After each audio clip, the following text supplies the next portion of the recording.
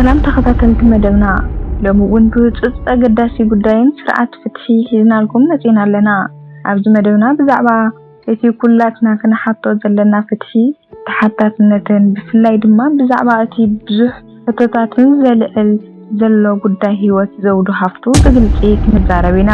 ፍትሒ ኣልባ ፍትሒ ኣብ ትግራይ ፍትሒ ክትረክብ ወይ ኣብ ልዕሊኻ ተሓታትነትን ክረጋገጽ ወዲ መን ምዃንካ አገዳሲ ክኸውን አይግባእን። ወዲ እከለ ወይ ወዲ ማንም ብምዃን ክልተ ዝተፈላለዩ ዓይነት ፍትሒ ተሓታትነትን ክህልወና አይግባእን። ፍትሒ ንኹሉ ወዲ ሰብ ሓደ ዓይነት መሐቀኒ ክህልዎ ሕጊ እውን ንኹሉ ብሓደ ዓይኒ ጥራይ ክሪኦ ይግባእ። ጉዳይ መቕተልቲ ዘውዱ ሃፍቱ ክሳብ ሎሚ ብዙሕ ዘይተመለሱ ሕቶታትን ዝሓዘ እዩ። ዘውዱ ኣብ ማእኸል ጽርግያ ተጎቲታ ብዘስካሕክሕ ኩነታትን እያ ህይወታ ስኢና። ሎሚ ድማ እቶም ተኸሰስቲ ክልተ ሰባት ብነፃ ክሰናበቱ ውሳኔ ተዋሂቦሎም። እዚ ውሳኔ ብሕጊ ዝተዋሃበ ምዃኑ እናኽበርና መሰረታዊ ሕቶታት ናይ ምሕታት መሰልና ግና ዝተሓለወ እዩ። ሕቶ ቁጥሪ 1 እቲ ካብ ፌደራል ዝመጸ ናይ ሴም ካርዲ ምስ ሞባይል ዘውዱ ዝተኣሳሰረ ሰነድ ከመይሉ ካብ መዝገብ ጠፊኡ። ካልኣይ ሕቶ እቲ ሰነድ ኣብቲ ጉዳይ ክሳብ ክንደየናይ አገዳሲ ነይሩ? ዘውዱ ዝተቐበለቶ ጻውዒት ሞት ብድሕሪኡ ዝተሸከሞ ከቢድ ምስጢርን እንታይ እዩ? እቲ ውሳነ ክወሃብ እንከሎ ካልኣት መርትዖታትን ከመይ ከም ዝተገምገሙ ብግልጺ ክንፈልጦ ይግባእ። ፍትሒ ማለት ሓደ ሰብ መቕጻዕ ጥራይ ኣይኮነን።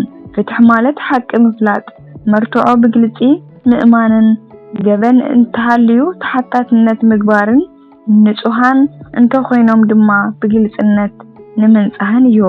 ኣብ ጉዳይ ዘውዱ ብድሕሪት ዝተሓብአ ወይ ገና ዘይተገለጸ ነገር ከም ዘሎ ግልጽ እዩ። እዚ ኩሉ ብግልጺ ክጽናዕን ክምርመርን ይግባእ። ቀተልቲ ዘውዱ ደቂ ማንም ስለዘይኮኑ ብዙሕ ነገር ተሸፊኑ ይርከብ። እዚ ናይ ዘውዱ ጥራይ ጉዳይ ኣይኮነን። ካልእቲ ሓንቲ ጓል ኣንስተይቲ እውን ተመሳሳሊ ሕማቕ ኣጋጢምዋ ፍትሒ ከም ዘይትረክብ ዝሕብር ኣሉታዊ መርአያ እዩ። እቲ ሕቶ ካብ ሓንቲ ጓል ኣንስተይቲ ሓሊፉ ናብ ብልሽውነት ስርዓትን ፍትሕን ባዕሉ ይወስደና ኣሎ። ሓትና ክቕተላን ክድፈራን ገበነኛታት ብዘይ ተሓታትነት ብነጻነት ክዕንድሩን ንኹሉ ብማዕረ ዘይትርኢ ትግራይ ተሃኒጻላ። ፍትሒ ብገንዘብ፣ ፍትሒ ብስልጣን፣ ፍትሒ ብዝምድናን ወይ ብስም ስድራን ክልወጥ አይግባእን። ዘውዱ ሃፍትና ብሰላም ዕረፍናበልና ትግራይ ናይ ውሕዳት ኣይኮነትን። ትግራይ ናይ ኩላትና እያ። ፍትሒ ንኹሉ ተሓታትነትን ንኹሉ መሰረት ሓድሽ ካብ ዝጸሓፈቶ ጽሑፋት ተበጊስና። ክሳብ ሕጂ ምሳና ዝጸናሕኩም የቐንዴልና ሓሳብኩም ኣብ ታሕቲ ብምጽሓፍ ኣካፍሉና። እዚ ቪድዮ ሸርን ላይክ ብምግባር ንኹሉ ክበጽሕ ሸር